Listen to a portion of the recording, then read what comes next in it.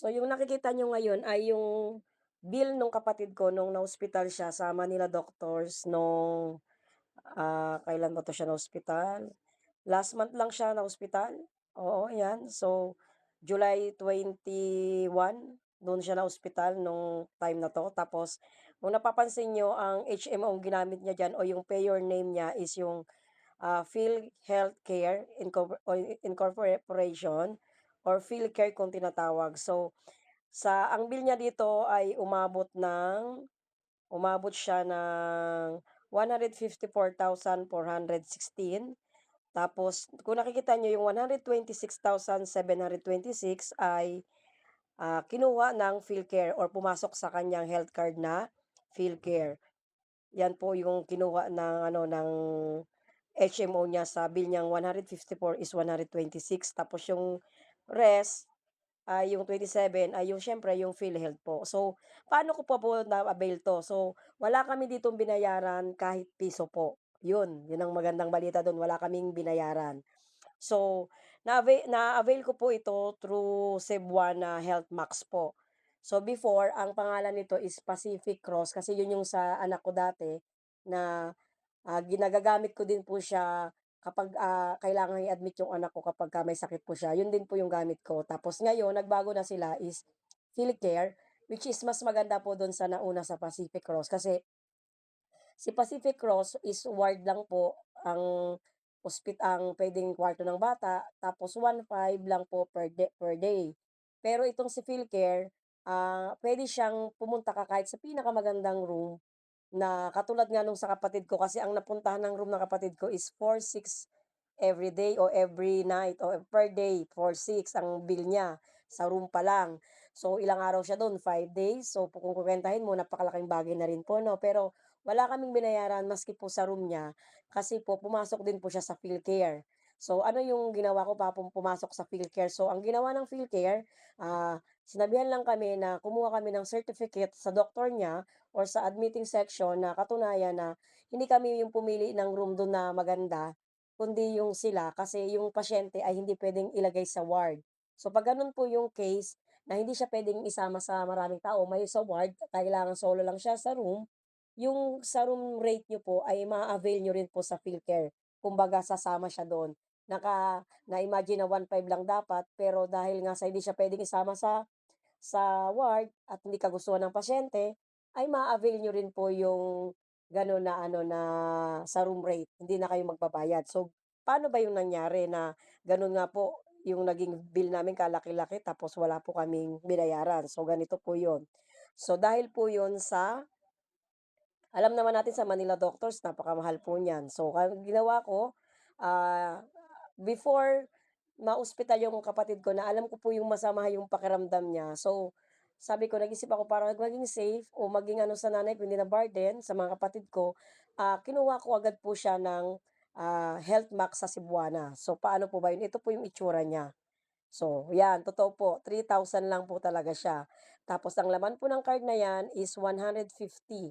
So, annually po 'yun, ire-renew niyo po siya kapag may expired na po. So, ang laman ng card is 150, so kung nagamit mo ngayong taon is 50, tapos ngayong taon uli, eh, ma-o-ospital ka at 'wag naman sana, yung natira dun puwede mo uling gamitin. So, hangga't hindi nauubos po. Tapos ire-renew niyo lang kapag malapit na po siyang ma-expired. So, sa under po 'yan ng PhilCare Health Max ng Cebuana. So, ito po yung mga, sakop po niyang sakit na sa card. So, ayan 'yan. So, example na sakit niya is yung, viral and bacterial infection illness.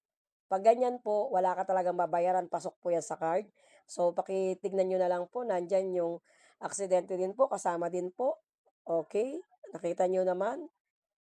Tapos andiyan yung mga sakit na kasama, yung bacterial like acute appendicitis, bronchitis, oh, 'yan po ang mga kasama diyan. Okay, yung mga amoebiasis. So, marami po siyang kasamang sakit actually. Mga UTI, o 'yan po kasama din po 'yan.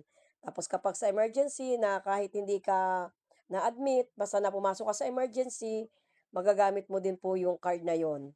So ipapakita mo lang yung pinakita ko kaninang kulay red, magagamit niyo na po 'yan, ito po, ipakikita niyo lang siya sa emergency ta's 'pag tinanong kayo na nag-admit po kayo, na sabi na, "May ano po ang HMO niyo?" Sabihin niyo po, "PhilCare."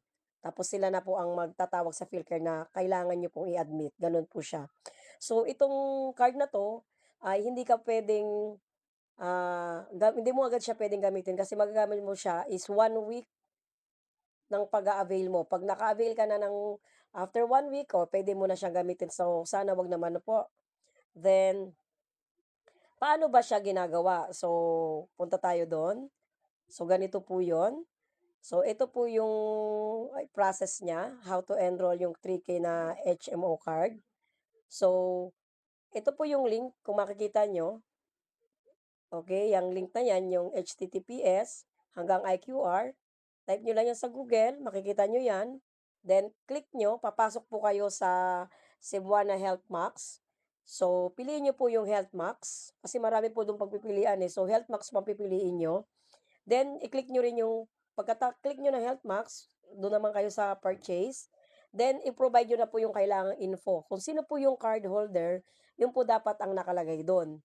Kasi hindi po siya puwedeng ipagamit sa iba kundi yung kung sino lang yung naka-name do'n. Tapos kapag halimbawa enroll niyo ay bata o yung minor, sa info, bata po ang ilalagay niyo yung name ng bata. Pero doon po sa ID information, ang ilalagay niyo is yung sa guardian o yung sa parent po na ID.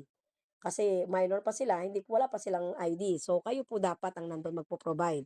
So, after nun, i-click niyo lang, dire-diretso naman kasi meron naman po dun na instruction, then puwede niyo po siyang i-pay through GCash or yung banking or ano, online banking po. Tapos ayun na po, antayin niyo yung mare-receive kayo na katunayan na nagbayad kayo. Tapos after ano 5 days ata, darating na po yung kulay red na yun. Tapos yun na po yung health card niyo. Tapos day na ay every date na ma-e-expire na po yan o bago yung date na ma-e-expire na siya, i-renew niyo lang po.